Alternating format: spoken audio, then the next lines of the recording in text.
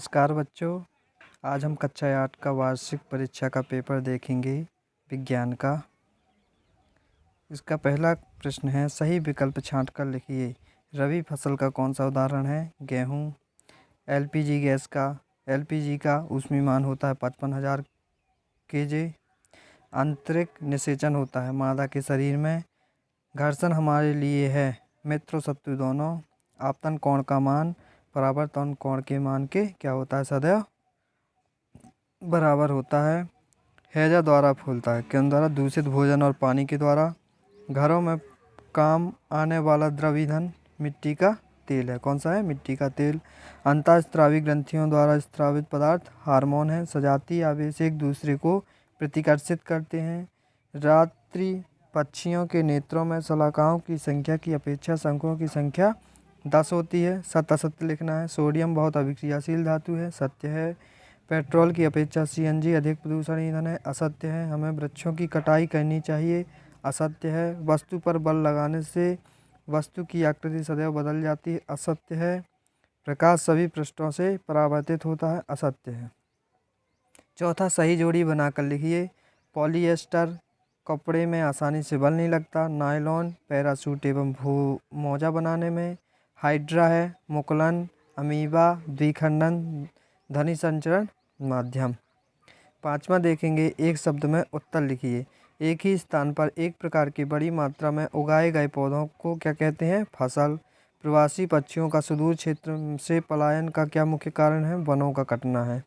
कोशिका में गुणसूत्र कहाँ पाए जाते हैं? केंद्रक में। घर्षण से क्या उत्पन्न होती है? ऊष्मा। भूकंप की शक्ति के परिणाम को किस यंत्र द्वारा? सिस्मोग्राफ। अति संक्षिप्त उत्तर वाले प्रश्न थे। डेगची के हत्थे थर्मोसेटिंग प्लास्टिक के बनाए जाते हैं, क्यों? कारण लिखना था। कारण ये है कि इनके जो हत्थे रहते हैं ऊष्मा के कुचालक होते हैं, इसीलिए। रेड डाटा बुक क्या है? रेड डाटा बुक वह है जो विलुप्त जीव जंतु, जैसे कई भी जीव जंतु विलुप्त हो गए हैं, उन्हें एक बुक में संचित करके मतलब रखा गया है, उनका वर्णन वगैरह, उसे रेड डाटा बुक कहते हैं। मादा के किस जननांग में भ्रूण का रोपण होता है? गर्भाशय में। खिलाड़ी कीलदार जूते क्यों पहनते हैं? घर्षण से बचने के लिए। गेहूं के खरीफ ऋतु में उगाया जाए तो क्या होगा? खरीफ ऋतु में उगाएंगे तो पानी ज़्यादा बरसेगा, पानी ज़्यादा बरसेगा तो गेहूं की फसल खत्म होगी। सीएनजी और एलपीजी ईंधन के रूप में उपयोग से क्या लाभ है? इसमें कोई लाभ बता देना था सीएनजी और एलपीजी में। शुद्ध जल विद्युत का चालन करता है? यदि नहीं तो चालन करने बनाने के लिए क्या करेंगे? देखो, शुद्ध जल विद्युत का चालन करता है? नहीं करता है, अशुद्ध जल करता है। इसे अशुद्ध जल, इसमें कुछ अशुद्धियाँ मिला देंगी तो ये काम करने लगेगा, कुचालक हो जाएगा, सुचालक हो जाएगा पानी। भारत के उन 3 राज्यों की सूची बनाना था जहाँ भूकंप के झटके अधिक आते हैं। सोने चांदी को पिघलाने के लिए स्वर्णकार ज्वाला के जो सबसे ऊपरी हिस्सा उसका प्रयोग करते हैं। हरित लवक केवल पादप कोशिकाओं में पाए जाते हैं, क्यों? ये जंतु कोशिकाओं में नहीं पाए जाते हैं। हरित लवक मतलब पेड़ पौधों में केवल ये पाए जाते हैं। ऐसे 2 उदाहरण बताइए जब लगाए गए बल द्वारा वस्तु की आकृति में परिवर्तन हो जाए। उदाहरण कोई बताना था, जैसे गत्ता वगैरह उससे दबाएं तो उसकी आकृति में परिवर्तन हो जाता है। 17वां क्वेश्चन था, 18वां सर्दी में स्वेटर उतारने से चट्ट चट्ट की आवाज़ सुनाई देती है।